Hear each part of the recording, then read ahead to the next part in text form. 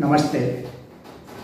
जत तालुक्याची वंचित बहुजन आघाडीच्या विधानसभा प्रमुख अध्यक्ष असल्यामुळे आपल्या जत तालुक्यामध्ये सर्वसाधारण बरेच वर्ष चालू आहे। आपल्याला सर्वसाधारण ऐकून आमच्या कानाला ऐकून 20-25 वर्ष झाला। या दुष्काळात मी हटवतो आणि मी पाणी आणतो ह्या आश्वासन देऊन सगळे लोकांनी सांगली जिल्ह्याची खासदार असू दे, आज ज्या तालुक्याचे आमदार असू दे, हे आश्वासन देऊन ह्या लोकांपर्यंत सांगून भुलवायचं काम करते, भुलवायचं काम करून निवडून येते। निवडून आल्यानंतर त्या गरिबाच्या लोकांच्याकडे लक्ष देत नाही। त्यामुळे आपल्याला जत तालुक्यात स्थानिकचा आमदार झाला तर आणि हे आपल्याला योग्य काम त्याला काळजीपूर्वक काम आपल्याला करायला ताकद मिळणार आहे। आणि दुसऱ्या तालुक्याचे असू दे, दुसऱ्या जिल्ह्याचे असू दे, तालुक्याची लोक कुठला तरी येऊन आपल्या ज्या तालुक्यात मी उभा राहणार आहे, तू उभा राहणार आहे, हे आपल्याला उभा राहायचं एवढं झालं, कारण आमच्या दुष्काळ हटवायचं कोणी नाही।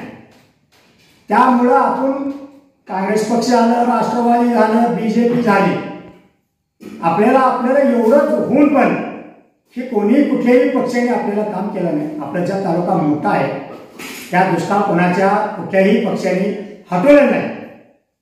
त्यामुळं आपल्याला वंचित बहुजन आघाडीमध्ये आपण ह्या पक्षात ईश्वररत्न बाबासाहेबचं ह्या घटना अनुसारनं आपण काम निश्चितपणे आपण आणायला तयार आहे आणि रात्रंदिवस आपण कष्ट करायला पण तयार आहे। त्या लोकांपर्यंत आपण आपल्याला पहिलाच आपण गरीब आहे, एक गरीब शेतकरीचा मुलगा आहे। त्यामुळं मला ह्या तालुक्याची आमदार येणारे आमदारला मी इच्छुक आहे। वंचित बहुजन आघाडीतर्फे मी उभा राहणार पण आहे। या सर्व शेतकरी असू दे, आज गोरगरीब असू दे, मी पण एक गरीबाचा मुलगा आहे। मग तुमच्या सगळ्यात जत तालुक्याच्या मला कामाच्या संधी मला द्यावं आणि तुम्हाला रात्रंदिवस मी विधानसभावर जाऊन मला लोकांनी जत तालुक्याची पाठवावं। मी तुमच्या लोकांच्यापर्यंत काम आणून तुमच्या तालुक्याच्या आमच्या तालुक्याला पाणी दुष्काळ हटवायचा माझा इच्छा आहे। मोर्चा काढून मी विधानसभेवर ठामपणे निर्णय घेणार आहे। त्यामुळे मला मदत करा, सगळेजण मला निवडून द्या एवढं सांगतो। सगळं नमस्कार। Press the bell icon on the video and never miss another update.